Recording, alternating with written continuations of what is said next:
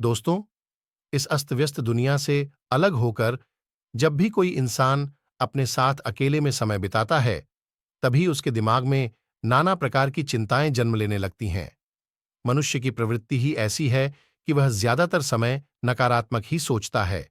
अपने लक्ष्य को कैसे प्राप्त किया जाए, यह सोचने की जगह वह यह सोचता है कि अगर लक्ष्य पूरा नहीं हुआ, तो मैं क्या करूंगा। और इस प्रकार की नकारात्मक विचारधारा के कारण जीवन प्रांत डर डर कर जीता रहता है। दोस्तों, वीडियो में आगे जाने से पहले यदि आप भी भगवान बुद्ध को दिल से मानते हैं और उनके सच्चे भक्त हैं, तो कहानी को पूरा सुने और सदमार्ग चैनल को सब्सक्राइब करके बेल नोटिफिकेशन को ऑन ऑल पर सेलेक्ट कर लें और कमेंट बॉक्स में नमो बुद्धाय अवश्य लिखें। अगर पूरी बुद्धिमानी और सजगता के साथ इस डर को समझा ना जाए, तो यही डर इंसान के पतन का कारण बनता है। ऐसा मनुष्य जो खुद पर संशय करता है, खुद पर संदेह करता है, भला वह कैसे सफल हो सकता है। लेकिन बुद्धिमानी से अगर इस डर का उपयोग किया जाए, तो यही डर उसकी सबसे मजबूत ताकत बन सकता है। काश केवल एक बार उसने खुद पर विश्वास किया होता, तो उसे मालूम होता कि उसके डर में ही उसकी ताकत का रहस्य छुपा हुआ है।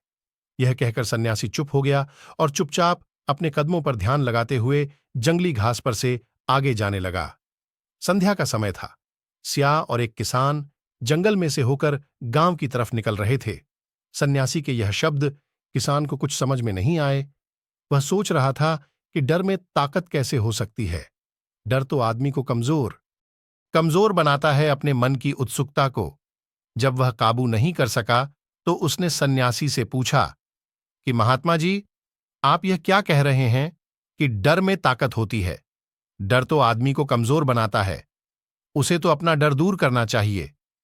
किसान अपनी बात पूरी कर पाता, उससे पहले ही उसे एक शेर की गूंज सुनाई दी। शेर की गर्जन सुनकर किसान का रोम रोम कांप गया। उसके कान सुन्न हो गए।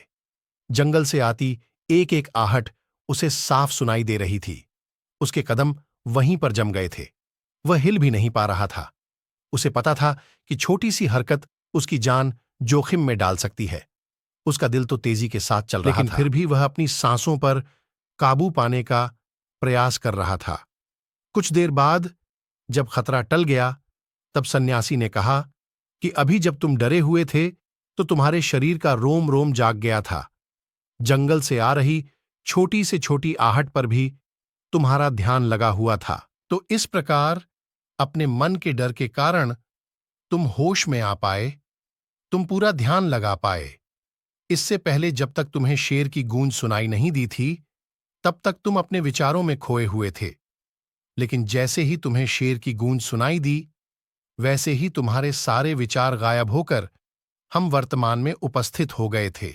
यदि तुम्हें अभी शेर से बचकर भागना होता या फिर उससे छिपना होता, तो तुम्हें अपने शरीर की वह क्षमता देखने को मिलती जो आज तक जीवन में तुमने खुद भी महसूस नहीं की होगी। जब कोई कुत्ता तुम्हारे पीछे काटने के लिए दौड़ता है, तो उस समय तुम्हारी जो रफ्तार होती है, वह तुम्हारी आम जिंदगी से कहीं ज्यादा होती है। यदि तुम्हें अभी शेर से बचकर भागना होता या फिर उससे छिपना होता, तो तुम्हें अपने शरीर की वह क्षमता देखने को मिलती जो आज तक जीवन में तुमने खुद भी महसूस नहीं की होगी। जब कोई कुत्ता तुम्हारे पीछे काटने के लिए दौड़ता है, तो उस समय तुम्हारी जो रफ्तार होती है, वह तुम्हारी आम जिंदगी से कहीं ज्यादा होती है। साधारण जीवन में तुम इतने तेज नहीं भाग पाओगे जितना कि एक कुत्ते के सामने भाग पाओगे। यह ताकत या कहे कि हमारे शरीर की क्षमता अब भी देखने को मिलती है। जब हमारे मन के अंदर डर होता है, किसी डरावनी परिस्थिति में हमारा मस्त और हमारा शरीर अपने उच्चतम श्रेणी में काम करता है। जो काम तुम आम जिंदगी में नहीं कर पाते, वह तुम्हें कराया जा सकता है। जहां पर भी तुम्हें डर का एहसास होता है, वहीं पर तुम्हारी इंद्रियां पूर्ण रूप से सक्रिय हो जाती हैं। तुम्हारे कानों की सुनने की क्षमता तेज हो जाती है, दृष्टि एकटक हो जाती है, पूरी सजग हो जाती है, सक्रियता तीव्र हो जाती है। और जैसे जैसे वह डर खत्म होता है, वैसे वैसे तुम सुप्त अवस्था में चले जाते हो। तुम सो जाते हो और तुम्हारे इंद्रियां फिर से आराम की स्थिति में चली जाती हैं। सन्यासी ने किसान से कहना जारी रखा कि परीक्षा से एक दिन पहले जो याद करने की तुम्हारी गति होती है वह साधारण याद करने की क्षमता से कहीं तेज होती है। सिर्फ एक बार याद किया हुआ तुम्हें परीक्षा के समय याद रह जाता है, और तुम जानते हो कि यह सब परीक्षा के डर से ही होता है। इसीलिए डर को दूर करने की जगह इंसान को यह सोचना चाहिए कि वह अपने डर को ताकत कैसे बना सकता है। जिस प्रकार सुख और दुख, प्रकाश और अंधेरा एक ही सिक्के के दो पहलू होते हैं, उसी प्रकार डर और ताकत भी एक ही सिक्के के दो पहलू होते हैं। जिस प्रकार रोशनी के बिना अंधेरा पूर्ण नहीं होता, सुख के बिना दुख पूर्ण नहीं होता, उसी प्रकार डर के बिना ताकत का भी कोई महत्व नहीं है।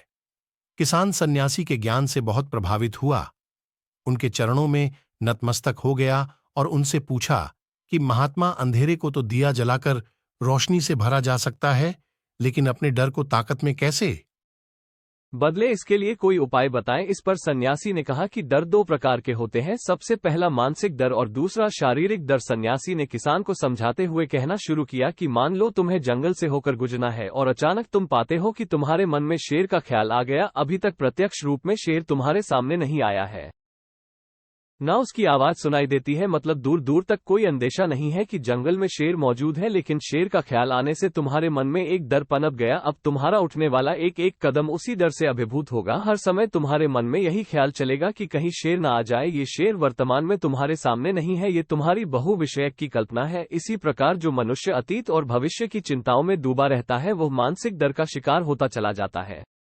इसी विडंबना के कारण वह अपने जीवन में जितने भी निर्णय लेता है वो सारे मानसिक डर से ग्रसित होते हैं। इसीलिए ज्यादातर मनुष्य पूर्ण रूप से अपने निर्णय पर भरोसा नहीं कर पाते हैं, और यही निर्णय या फिर फैसले जो आधे मन से लिए जाते हैं मनुष्य के कार्य को पूरा नहीं होने देते। लेकिन ये भी सत्य है कि मानसिक डर के कारण ही इंसान अपनी तैयारी पूरी करता है। अगर तुम्हारे मन में शेर का ख्याल नहीं आएगा तो तुम शेर से सुरक्षा के लिए कोई भी कदम नहीं उठाएंगे, लेकिन अगर तुम्हें शेर का ख्याल आ गया तो तुम उससे सुरक्षा के लिए कोई ना कोई तरीका जरूर अपनाओगे। तो इसीलिए मानसिक डर बेकार नहीं होता, वह आपकी सुरक्षा को और ज्यादा मजबूत भी करता है। लेकिन समस्या तब शुरू होती है जब आप चाहकर भी कुछ नहीं कर सकते, लेकिन उसके बावजूद आप मानसिक डर झेल रहे होते हो। उदाहरण के लिए कुछ मनुष्य हमेशा ये सोचते रहते हैं कि उन्हें कोई बीमारी ना हो जाए, कहीं उनके साथ कोई दुर्घटना ना घट जाए, कहीं उनके साथ कोई धोखा ना कर दे, लेकिन इन सब घटनाओं पर उनका कोई जोर नहीं होता है, यह उनके हाथ में नहीं होता है। अगर दुर्घटना होनी होगी तो होगी ही, अगर बीमारी होनी होगी तो होगी ही। अच्छा खानपान और अच्छी दिनचर्या का पालन करने के बाद भी अगर कोई मनुष्य बीमार हो जाता है तो यह उसके नियंत्रण के परे की बात है। अपनी तरफ से उसने पूरी कोशिश की और यही उसका कर्तव्य था, उसमें कोई कुछ क्या कर सकता है। जो घटनाएं इंसान की पहुंच के परे होती है वह उनसे भी परेशान होता रहता है, उनसे भी उसका मन घबराता रहता है, और यही मानसिक डर उसके पतन का कारण बनता है।